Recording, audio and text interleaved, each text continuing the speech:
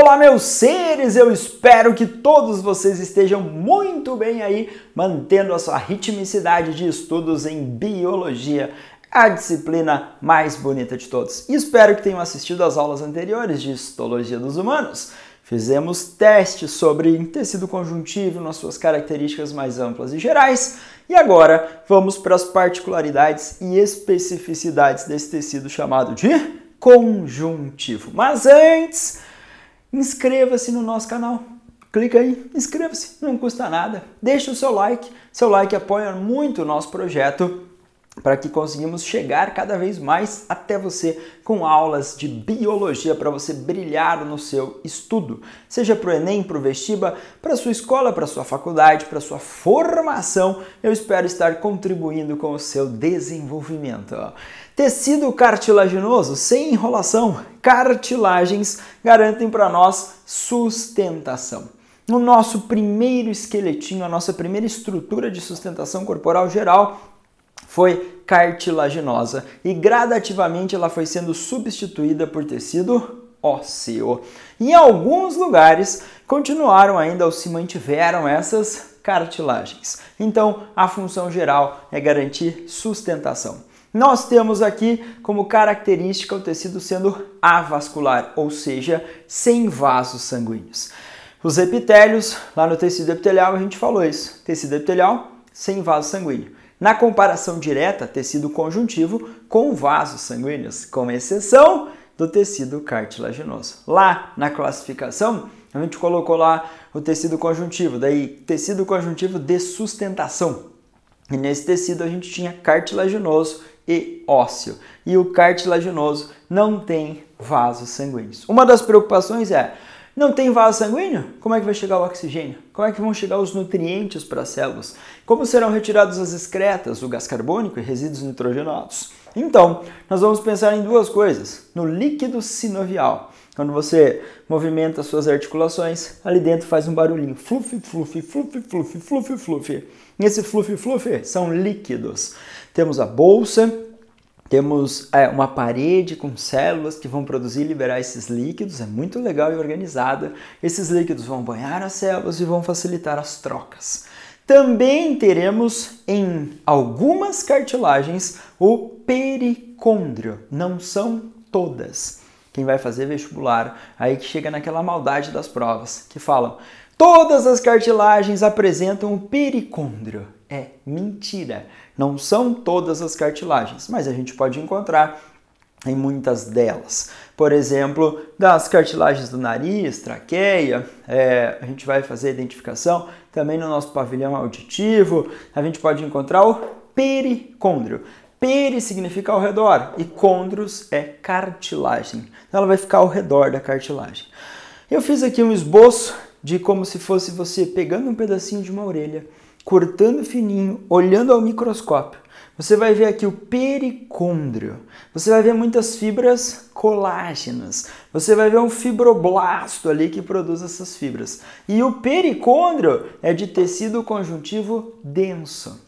E aí no pericôndrio eu vou encontrar vasos sanguíneos, linfáticos, terminações nervosas no pericôndrio. Agora, daqui para cá, nessa parte profunda aqui, ó, a gente vai ver a cartilagem. A cartilagem vai ter as células e vai ter ali fibras, substância fundamental amorfa e os componentes da matriz. Foco na cartilagem, aqui, abaixo do pericôndrio. O pericôndrio tem vasos sanguíneos, linfáticos, terminações nervosas e as substâncias se difundem desse pericôndrio. Então imagina a glicose, imagina o oxigênio se difundindo e chegando nas células. Nessas células que estão mais próximas, chegam mais nas células mais distantes, menos. Tanto é que as células mais distantes sofrem bastante para receber esse oxigênio, trabalham grande parte da sua vida em ambientes anaeróbicos, realizam fermentação para geração de ATP. Então a gente tem uma certa impactação. As células famosas do tecido conjuntivo são os condroblastos. Blastos significa jovem. E essa célula é responsável pela produção dos componentes da matriz. Ela é mais ativa, jovem e ela está mais próxima aqui à região do pericôndrio ou mais na periferia. Quando nós caminhamos da região da periferia para o centro, a gente vai ver pequenos espaços chamados lacunas. E essas lacunas têm células no seu interior, que são os condrócitos. O condrócito é a célula adulta. Então, o condroblasto é a célula jovem e o condrócito é a célula adulta. O condrócito também tem sinalização para sintetizar as fibras colágenas que ficam aqui nesse espaço da lacuna. Então, ele auxilia também a manutenção, produção dessa matriz. A matriz é o espaço entre as células. E eu vou escrever aqui atravessado. Você vai anotar aí no seu caderninho, no seu tablet, onde você estiver estudando. Eu prefiro caneta e papel mesmo, mas enfim, eu sou da velha guarda. Vocês já são modernos e provavelmente têm tablets, telas, escrevem com o dedo, enfim. Matriz orgânica. O que é uma matriz orgânica? É formada por compostos orgânicos.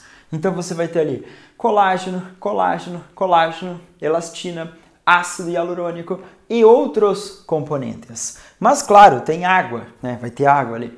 Mas não tem um acúmulo de sais minerais como tem no tecido ósseo. Cálcio, fósforo, a gente vai ver isso no tecido ósseo. Aqui a gente tem uma matriz chamada de orgânica, esse espaço entre as células preenchido por esses compostos orgânicos. Vai ter o fluido, vai ter a água, vai criar o líquido intersticial ali, mas ok, foco nos compostos orgânicos. Então essas células, condroblasto e condrócito, sintetizam, produzem. Os condroblastos mais jovens, mais ativos, mas na região periférica. Os condrócitos no espaço no interior chamado de lacuna. Tanto é que a gente consegue ver às vezes até 8 célulazinhas ali dentro. Uma delas que ficou interiorizada, que ficou dentro da lacuna, divide-se e forma duas.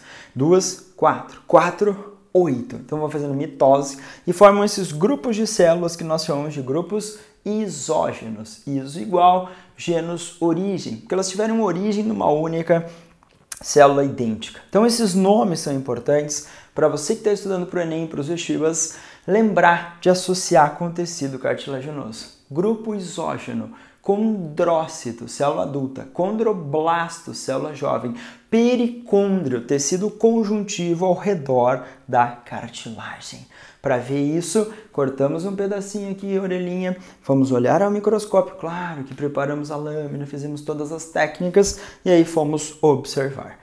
Sócio, é verdade que as cartilagens têm dificuldade em crescer e regenerar? Sim, sim. A falta de vasos sanguíneos dificulta isso, por exemplo. E também outros fatores genéticos, a diferenciação, enfim. O foco aqui existe um crescimento chamado intersticial, que é o crescimento aqui, quando um condrócito se divide e forma 2, 2, 4, 4, 8, nessas lacunas. E eles vão produzindo substâncias e vão preenchendo ali o espaço. Então, isso é um crescimento chamado de intersticial, quando um condrócito consegue dividir e formar 2, 2, 4. O crescimento chamado de aposicional é quando você tem condroblastos aqui nessa região jovem, formando novos condrócitos.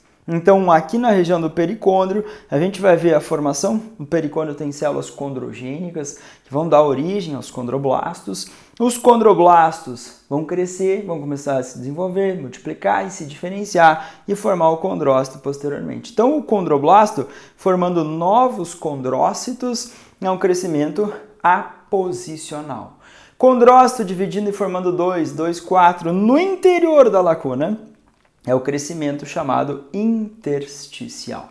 Mas mesmo assim, tive lesão, cirurgias, intervenção, é difícil a regeneração e reconstrução dessas cartilagens. Geralmente formam-se tecidos ali de preenchimento, de cicatrização, mas quase nada de capacidade regenerativa, porque a gente tem toda uma impactação da ausência de oxigênio, nutrição e outros fatores que vão influenciar nessa baixa capacidade de crescer. Agora, nós temos tipos de cartilagem. Os tipos de cartilagem vão se diferenciar de acordo com o tipo de colágeno e outros componentes que existem aqui na matriz, que são os espaços entre as células. Então, esse aqui é o meu pavilhão auditivo, popularmente chama de orelha. Essa aqui é a minha traqueia. E eu consigo ver uma diferença na consistência. Aqui bem mais flexível, aqui bem mais rígido. Se eu olhar para o tecido conjuntivo cartilaginoso, a cartilagem hialina é a mais comum no nosso organismo. Na traqueia, na região do nariz, nas fossas, no septo, brônquios, nas articulações. E esse nomezinho estranho é disco epifisário, é a extremidade óssea.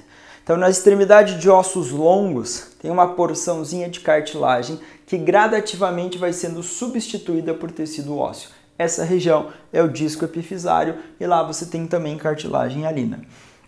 Na cartilagem hialina é extremamente comum as fibras colágeno do tipo 1. Só que aí você vai ter diferentes tipos de colágeno. É meio decoreba. Nos vestibulares, Enem, eu não vi nenhum tipo de manifestação ainda. Agora, você pode ter a capacidade de pensar, poxa, por que são diferentes? Principalmente porque tem tipos de colágenos diferentes aqui nesse espaço chamado matriz, o espaço entre as células, ok? Na cartilagem elástica, temos uma maior flexibilidade ou elasticidade, colágeno do tipo 2 e uma proteína chamada elastina, que garante essa deformação, depois essa malemolência na cartilagem. Então aqui, nosso pavilhão auditivo, a nossa epiglote, uma estrutura que quando a gente decidiu engolir, ela vai para trás, fecha a glote, o alimento vai para o esôfago e depois a epiglote volta à sua posição original, fica aberto, a gente manda o ar para o sistema respiratório. Então a epiglote fica fazendo essa movimentação, fecha a glote, puf, abre, fecha a glote, puf, abre, fecha a glote. Quando eu engoli, fechou a glote. Aí o alimento vai para o esôfago. Abriu, o ar passa da faringe e vai para a laringe. Então ela é muito legal para garantir essa regulação. E nós temos a cartilagem fibrosa ou fibrocartilagem. Ela também é formada principalmente por fibras colágenas do tipo 1, só que em maior quantidade. Elas ficam entrelaçadas e elas vão dar uma rigidez monstruosa para esses discos, principalmente na periferia do disco. E o disco intervertebral, ele vai ficar ali entre as vértebras e vai impedir elas de entrarem em contato físico. E esse disco vai funcionar como se fosse uma sanfoninha, um amortecedor natural. Fufi, fufi, fufi, fufi. Não sei se já ouviram falar, quando você vai dormir, você tem uma estatura. E quando você acordou de manhã, você tem uma estatura um pouco maior. É óbvio que eu não vou dormir com 1,60 e acordar com 1,90, mas eu dormi, fiquei um tempão em pé, acordado, esses discos pressionados diminuíram um pouquinho do seu diâmetro. E aí depois eu dormi, fiquei 6, 8 horas deitadinho, hidratação, o disco aumentou um pouquinho. E aí a gente ganha alguns centímetros de tamanho, talvez. Quando nós olhamos para isso, esses discos funcionam fufi, fufi, fufi, fufi, e eles são muito importantes. Lesões ali podem promover encontro, choques, batidas nas terminações nervosas, desconforto, pressão em vaso sanguíneo, enfim. Não é nada muito legal essas lesões nos discos intervertebrais. Por isso, corrija sua postura aí, sente direitinho, respeite as curvaturas da sua coluna vertebral para manter a sua forma legal e evitar esses desconfortos. Na região da sínfise púbica, então na região pélvica, também na sínfise púbica é um local de muita tensão ali da articulação e a gente tem essa fibrocartilagem ou cartilagem fibrosa, a mais rígida delas. Quando os nossos tendões, que são porções do músculo, vão se prender nos ossos, ali também tem uma estrutura de fibrocartilagem. Então a gente tem elas diferenciadas aqui de acordo com o tipo de colágeno e o que vai acabar refletindo numa consistência dessa cartilagem. Mais flexível, as outras mais rígidas, encontradas em locais específicos do nosso organismo. Então você vai lembrar, tecido cartilaginoso, sustentação. Não vemos vaso sanguíneo? Avascular. 3 tipos, hialina, elástica e fibrosa. Posso diferenciar esses tipos de cartilagem de acordo com o tipo de colágeno e os outros componentes da matriz, que é o espaço entre as células. Quais células? Condroblasto, condrocartilagem, jovem, condrócito, células adultas, como grande destaque no tecido cartilaginoso. E ao redor de algumas cartilagens existe o pericôndrio. um exemplo de tecido conjuntivo denso, o pericôndrio. Ali vai ter vaso sanguíneo, ali vai ter terminação nervosa, vaso linfático, vai facilitar essa difusão de substâncias para as células do tecido cartilaginoso. Então são essas as contribuições. Eu espero que você tenha entendido essas características fantásticas iniciais do tecido cartilaginoso. Futuramente aprofundaremos informações sobre isso. Se você gostou, deixa aí o seu like para nós, isso apoia muito o nosso projeto. Ative as notificações aí para chegarmos o mais rápido até você e inscreva-se no nosso canal. Um abraço e bons estudos para todos vocês.